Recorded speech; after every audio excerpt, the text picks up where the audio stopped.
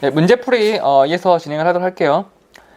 항상 보는 얼굴이고, 방금 전 시간까지 개념 끝났고 이제 문제풀이 들어갈 건데, 1번은 백선때 했어요. 그러니까 이게 문제가, 뭐냐면은, 이 책 보시면은, 교재 보시면은, 이 손보에는 개념 문제, 그리고 문제 두껍게 문제풀이 문제가 있었는데, 생보는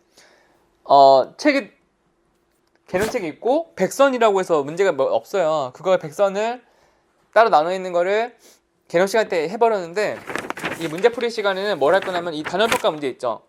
문제풀이 개념책에 보시면은 단원마다 파트마다 끝날 때마다 단원평가 문제라고 해서 그걸 할 거예요. 그거를. 근데 얼마 안 돼요, 양이. 방금 시간에 얘기했지만 문제 범위가 적은 만큼 문제 개수도 적은 것 같아요. 출제 범위가 손보에 비해서는 작다. 1번 보시면 이거는 백선 때 했던 건 똑같아요. 스스로 보시면 되고, 여러분이 문제가 양이 적는데 책에 보시면 사이드에 나와 있는 거 있죠. 개념 보시면은 개념책에 옆에 사이드로 나와 있는 문제 있잖아요. 이거는 다 스스로 보셔야 돼요. 제가 같이 안 했지만 해설이 바로 밑에 깔려 있어서 보기 쉬울 거예요. 1번은 넘어가요. 백선하고 똑같은 문제니까. 2번 보시면은 우리나라 역사에 대한 거 맞는 거. 1번은 70년대. 자, 개인보험 전환. 자, 이거 70에 개인보험 써 있잖아요. 70 개인이라고 70년대에 딱 써 있구만. 개인보험은 70년대다. 1970년대. 2번 98년에 IMF 겪으면서 구조조정. 그때 IMF가 뭐였어요? 구조조정. 그거 있잖아요. 사람 잘리고. 그게 90년대 맞잖아요. 2번. 3번에 금소법은 2020년대예요. 금소법이 뭐냐면은 왜 금소법이 나왔냐면은 이 2010년 이걸 겪으면서 2020년까지 유행했던 게 대유행이 리모델링이었어요. 리모델링. 이 보험업계에서 엄청나게 유행을 했던 게 리모델링. 뭐냐? 2000년 초반에 가입을 했던 90년대 2000년 초반에 가입했던 이 보험들을 2010년에 들어서 10년이 지났어. 어떻게 되겠어요? 깨는 거예요. 이때는 블루오션이었지. 이때 레드오션이 되면서 신규 시장은 개척하기 어려우니까 기존에 있는 거를 공격을 해서 잘못 가입했다. 너무 비싸게 가입했다. 이렇게. 아니, 가입시킬 때는 이게 맞다고 해놓고서 왜 갑자기 말이 바뀌어갖고 잘못 가입할 때 어이없잖아요. 근데 이거를 공격을 하면서 방송에 나와갖고 뭘 10만원짜리를 뭘 8만원으로 낮춰줬다, 잘해줬다 해서 전문가님 보험료가 줄었다, 대신에 보장도 넓어졌다 그러면서 케이블 방송국에서 얘기해도 돼. 무슨 나침판, 콜럼버스의 나침판 이렇게 해갖고 전문가들이라고 나와갖고 설계사들이 나와갖고 지금 바로 070 전화주세요 우측 상단에 내 보험이 궁금한 사 전화 줘라 그래갖고 엄청 깨고 이 생쇼를 했는데, 케이블에서 엄청 갈아엎었는데, 문제는 뭐냐면은 보험은 장기 상품이고 해악 시에 손실을 볼 수 있잖아요. 이거를 단편적으로 TV 잠깐 10분 보고 판단할 게 아니다. 싹 없애버렸어요. 이런 거를. 금소법 시행. 그게 금소법 시행이에요. 그래서 설명 의무 준수해라. 설명 의무. 당신이 이 보험을 갈아타면은 어떤 불이익이 받고 어떤 일이 발생을 하는지, 그리고 이 보험 상품에 대해서 제대로 대면 상담을 해라. 얘기해서 직접 만나서 상세히 맨투맨 1대1로 코치를 해줘라. 그렇게 해서 허투루 하지 마라 라고 한 게 금소법의 취지예요. 그거는 2020년대에 말을 한 거지, 2010년대는 리모델링 붐 시기였어요. 붐. 그걸 막고자 2020년도에 금소법이 시행되었구나. 유튜브 마찬가지예요. 유튜브 때려잡겠다.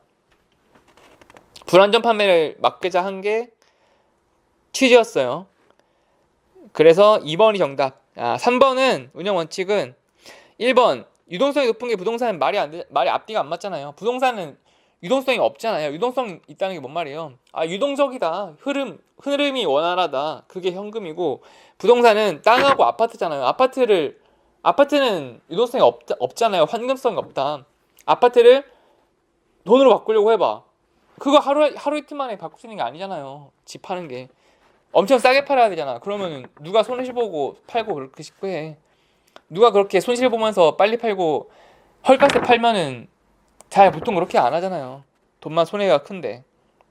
1번은 앞뒤가 안 맞는 말이 틀려. 신탁재산 믿을심 위탁 믿고 맡기는 재산적 성격이 있다. 2번 맞고 3번 공공성이 강하다. 맞아요. 왜? 서브프라임 모기지 AIG라고 미국 최대의 보험사였어요. AIG. AIG를 국유화해버렸어요. 국유화. 미국 정부에서 AIG의 이 주식에 100억 사들이고 최대 주주가 되면서 사실상 국유화가 됐어요. 왜냐? 리만 버러더스는 은행이에요. 은행 뭐 국채도 팔고 뭐 예금도 팔고. 리만 버러더스는 서브프라임 모기지 사태로 엄청난 손실을 보게 되면서 파산하게 놔뒀어.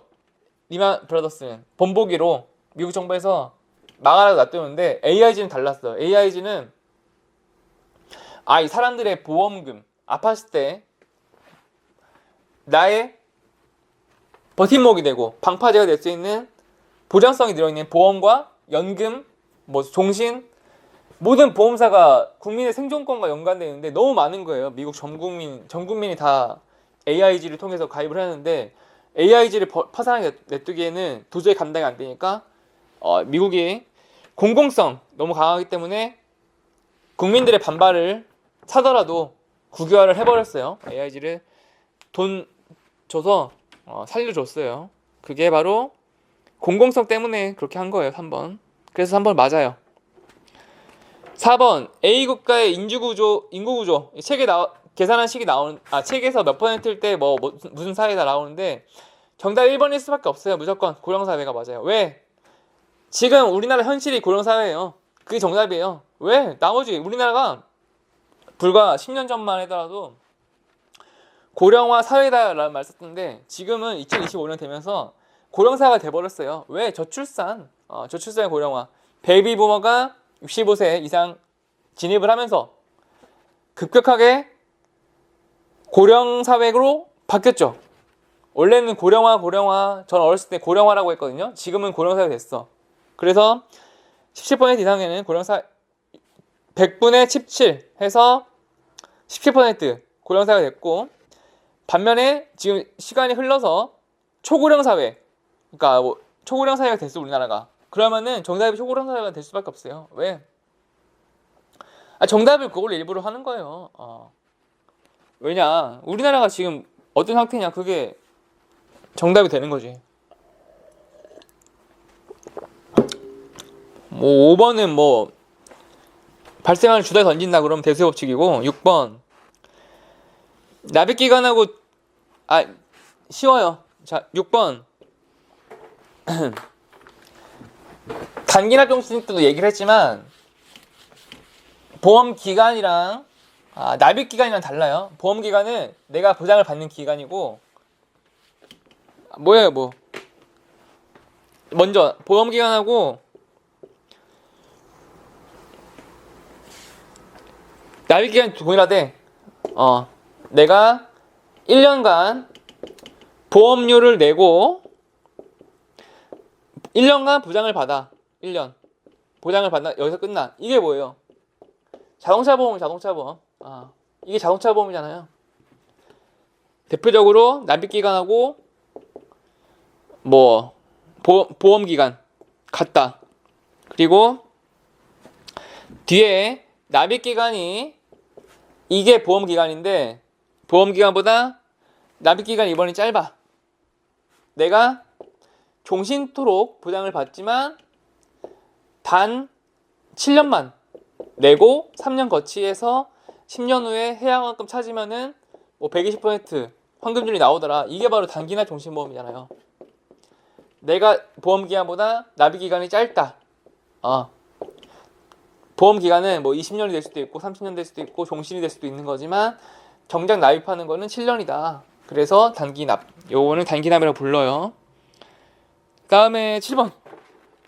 7번을 보시면은 3위원 방식하고 여러분 이게 나오는데 이게 진짜 24쪽. 이게 3위원 방식이랑 현금 흐름 방식인데 정말 여러분이 소름 돋는 게 제가 정말 이거를 한국 현대사하고 비교를 해보면은 정말 놀랍도록 아다리가 딱딱 맞는 거예요. 정말 이걸 어떻게 이해를 해야 되냐면은 3위원 방식하고 현금 흐름 방식 비교표 있죠. 24쪽에 이거를 외우셔야 되는데 그냥 절대 못 외워요. 어떻게 외우냐면은 자 여러분 현대사를 좀 더 공부를 해봅시다. 현대사.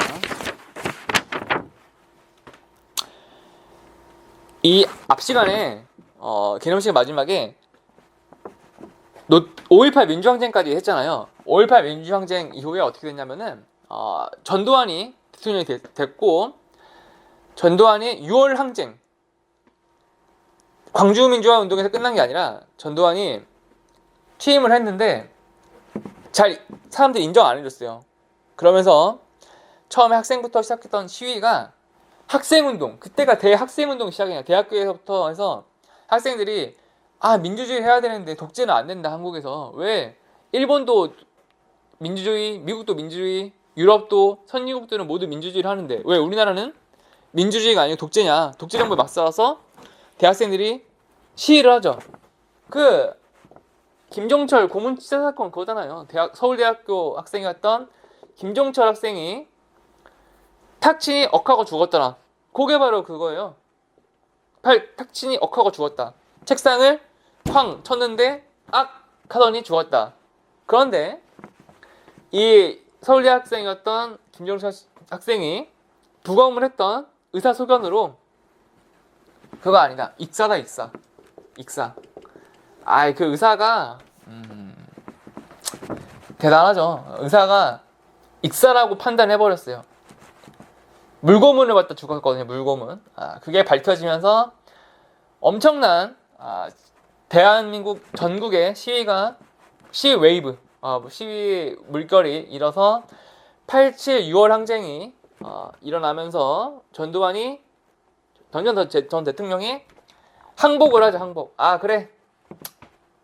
물러나겠다 해서 90년대에 또 이제 선거를 해요. 이때 첫 번째 첫 번째는 아닌데 뭐 이승만 대통령 때도 박정희 대통령 때도 대통령 선거를 했으니까 전국적인 대통령 선거를 했는데 민주적으로 뽑겠다. 그래서 대통령 선거를 했어요. 전두환이 내려온다 그랬어요. 자기가 내려온다고. 그래서 기호 1번 노태우예요. 노태우란 누구냐? 전두환 전 대통령의 가장 믿었던 후임이었죠. 윤석열 대통령이 믿었던 한동훈처럼 후배. 노태우 2번 김영삼 전 대통령 3번은 김대중. 이 번호가 맞나 이 순서가? 그리고 4번은 뭐 김종필. 이분은 이제 충청권의 맹주였다고 했던 정치인이었고 호남의 정치인, 부산 경남의 정치인 이렇게 선거를 치렀는데 문제는 이 세 명이 이게 지금 여기는 이제 보수당이거든요. 근데 이 세 명은 야당이에요. 야당. 그러니까 정확히는 야당. 이 세 명은 거의 한 팀이고 원래 이렇게 싸워야 되는데 분열된 거예요. 야당이. 그러면서 표를 나눠 가지다 보니까 이렇게 당선이 됐어요. 노태우가. 노태우 전 대통령이 당선이 돼버렸어요.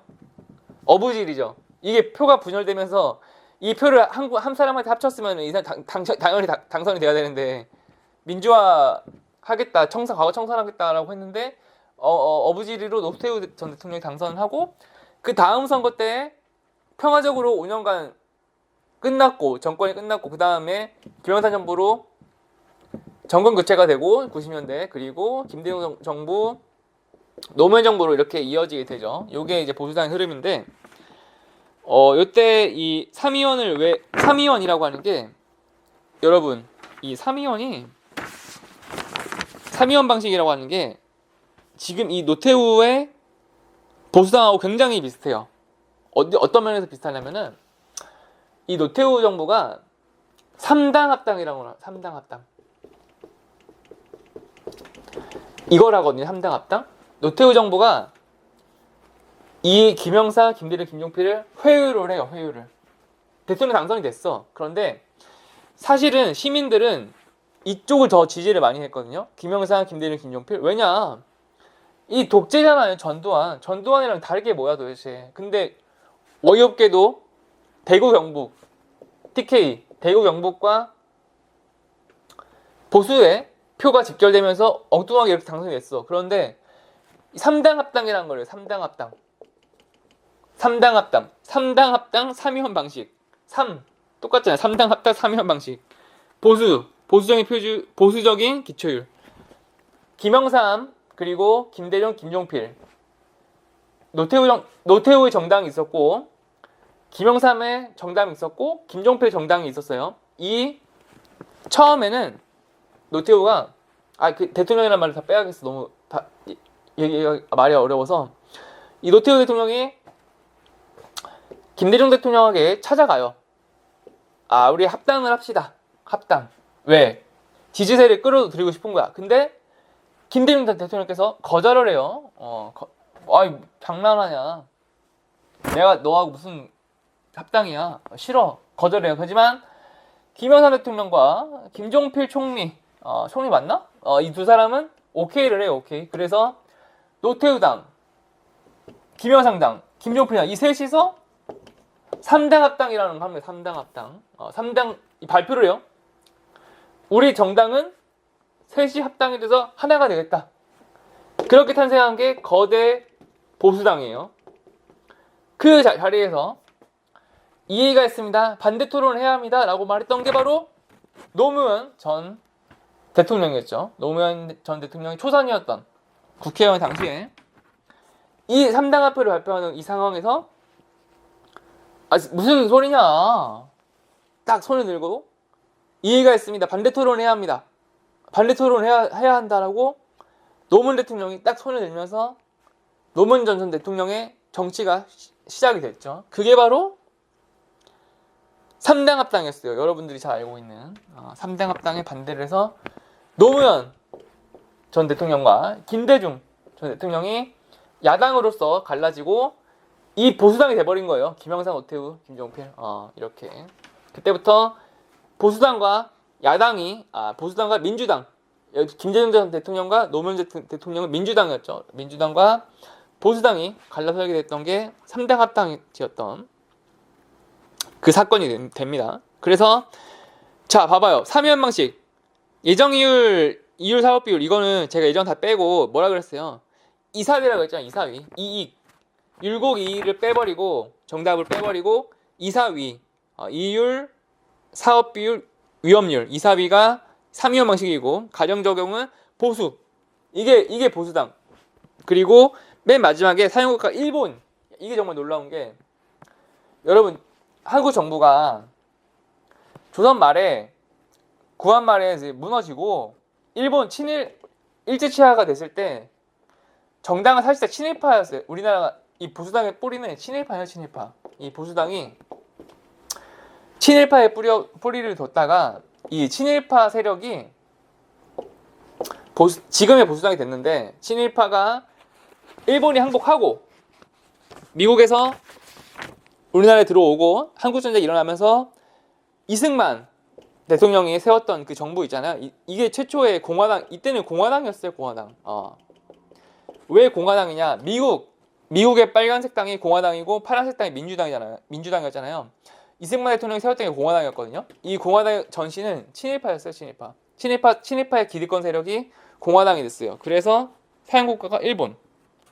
딱 떨어지잖아요. 그리고 이 공화당이 박정희 쪽으로 이제 넘어가게 되죠. 그걸 알 수 있는 게 박정희 대통령이 일본 친일 출신이었잖아요. 친일파. 박정희 대통령이 일본 명이 뭐였어요? 다카키 마사오였잖아요. 다카키 마사오 개명했을 때. 그래서 박근혜 전 대통령이 대통령 후보 시절에 TV 토론하는데 뭐 보수당 그때 진보당이었던 누구지? 그 여자 정치인이 다카키 마사오라고 친일파의 후손이다. 친일파 공화당 이게 보수당 현재 공화당이었다가 이승만 박정희랑은 우리랑 다르다 해서 어떻게 때 바뀐 게 뭐 한국당 뭐 이렇게 뭐 한나라당 한국당 뭐 새누리당 국민의힘 뭐 이렇게 온 게 친일파부터 시작한 게요. 한 게 친일파 공화당 보수당 국민의힘까지 내려오게 된 거예요. 그 뿌리는 친일파였다. 그래서 일본 사용국가 일본이고 반면에 이 현금 흐름 방식 있잖아요. 노무 현금 흐름 방식 이렇게 생각하면 돼요. 노무 현금 흐름 딱딱 맞잖아요. 지금 이게 노무현 현금 흐름 노무 현금 흐름 노무현 방식은 미국 민주당은 미국에서도 공화당이 있고 민주당이 있잖아요. 민주당은 민주주의를 하겠다고 해서 민주당이에요. 민주주의가 뭐냐? 국민에게 좀 더 민주당이 추구하는 건 뭐예요? 복지잖아요. 복지.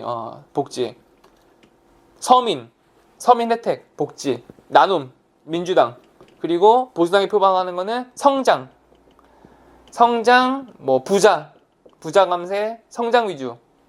파이를 키워야 된다는 게 보수당이 표방하는 거고 민주당은 복지와 분배와 나눔을 생각하는 게 복지이고 노무현 이게 미국 방식이에요. 노무현 미국 방식. 그래서 현금은 미국이다 사용국가. 그리고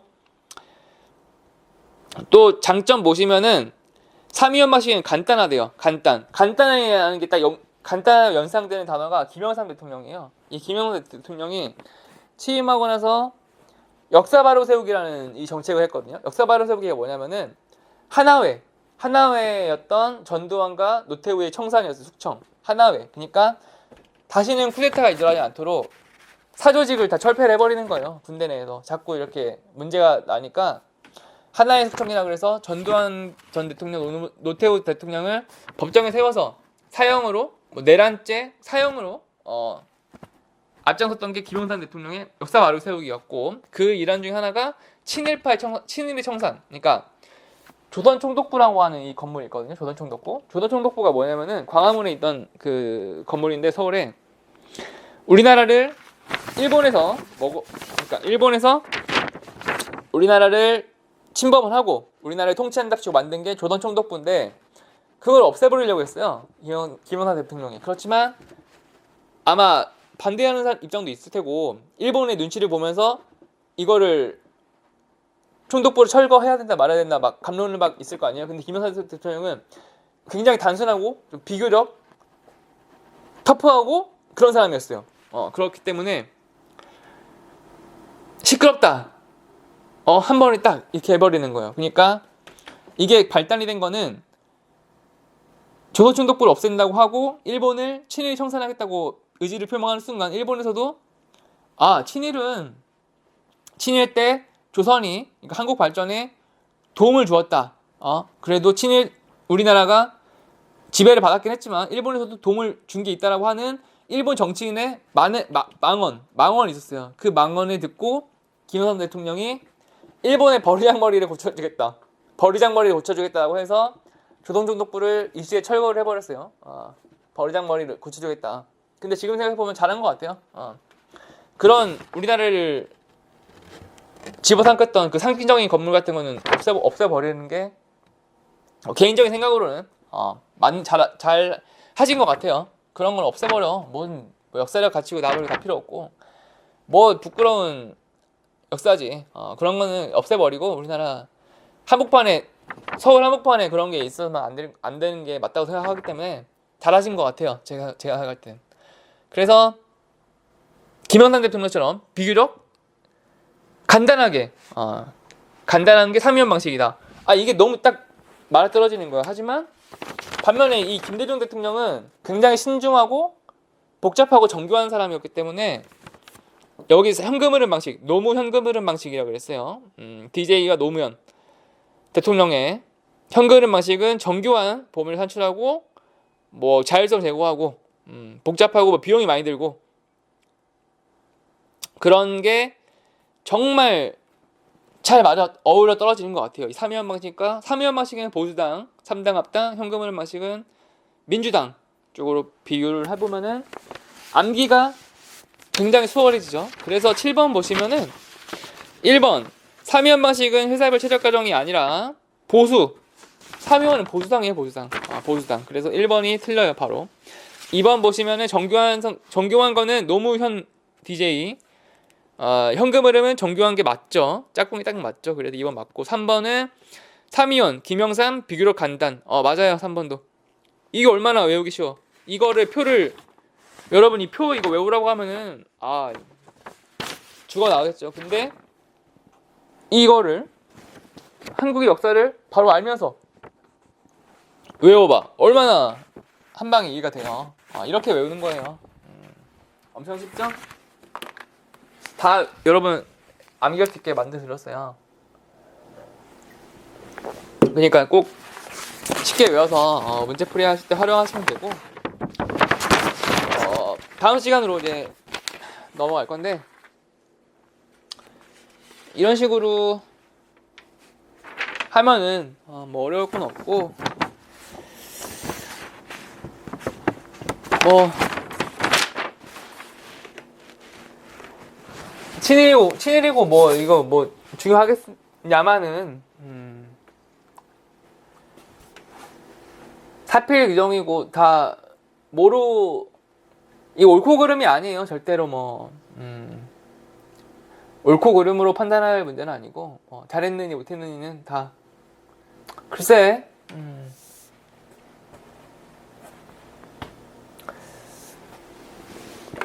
중요한 거는 우리는 그러니까 문제만 시험에 합격하는 게 중요하지 뭐.